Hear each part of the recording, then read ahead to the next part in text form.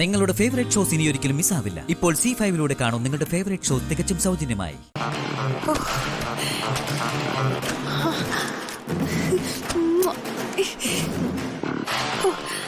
അവസാനം വാങ്ങിയ എമൗണ്ട് കുറച്ച് കൂടുതൽ വാങ്ങിയാൽ മതിയായിരുന്നു.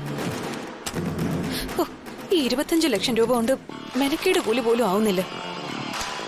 അതിന് നീ എന്തുവാ മെനക്കെട്ടത്? 2 തവണയായി രൂപ 50 ലക്ഷമാ കയ്യിൽ കിട്ടിയത്. അത് നിന്റെ മിടുക്കൊണ്ടൊന്നുമല്ല, ഞാനും കരീം സാറും കൂടി ബുദ്ധിപരമായ നീക്കങ്ങൾ നടത്തിയതുകൊണ്ടാ. അമ്മ അയാൾക്ക് എന്തിനാ നേർപകുതി ഓഫർ ചെയ്തത്?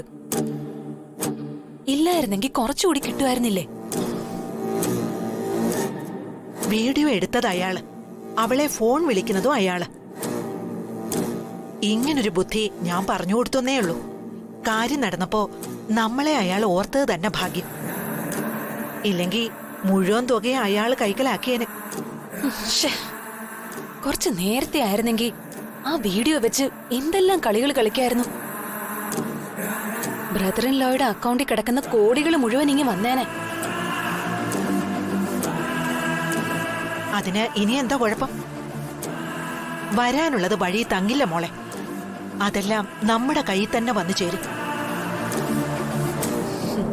അമ്മേ, അവൾ എന്നേക്കുമായിട്ട് പോയി.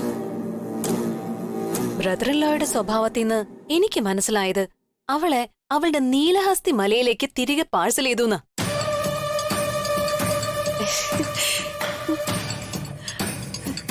അങ്ങനെയാണെങ്കിൽ എന്റെ പൊന്നമ്മേ, നമ്മൾ രക്ഷപ്പെട്ടു.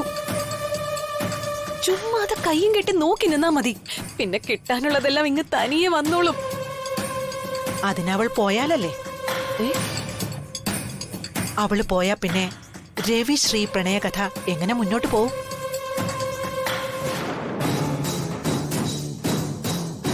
അവള് വരും, പോയതുപോലെ തന്നെ തിരികെ വരും.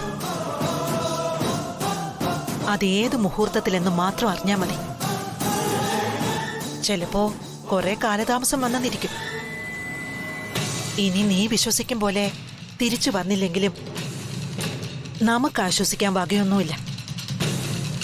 കാരണം നമ്മളെ കൊല്ലാനും മാത്രം കഴുത്തിലൊരു മുറുക്കിട്ട് തന്നിട്ടാ നിന്റെ ഭർത്താവിന്റെ അച്ഛൻ രാജരാജവർമ്മൻ എന്ന നാട്ടുരാജാവ് മണ്ണിനടിയിലേക്ക് പോയത്. ആ ഊരാക്കുടുക്കിന്റെ പേരാ രാഗസുധ.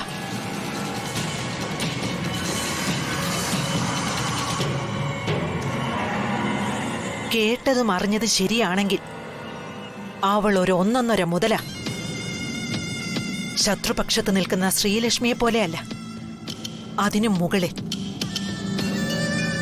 യുദ്ധത്തിനൊടുവിൽ പിടിച്ചടക്കിയ സമ്പത്ത് വീതം വയ്ക്കുമ്പോ നിനക്കും ശ്രീലക്ഷ്മിക്കും മുകളിലായിരിക്കും രാഗസുധയുടെ സ്ഥാനം.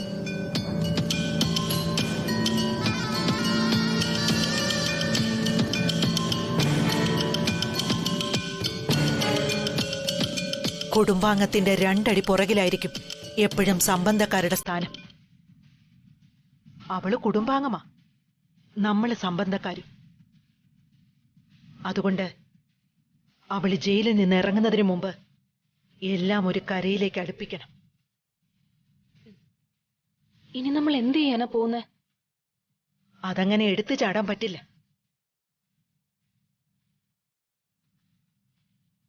ആലോചിക്കട്ടെ എന്താ വേണ്ടതെന്ന്.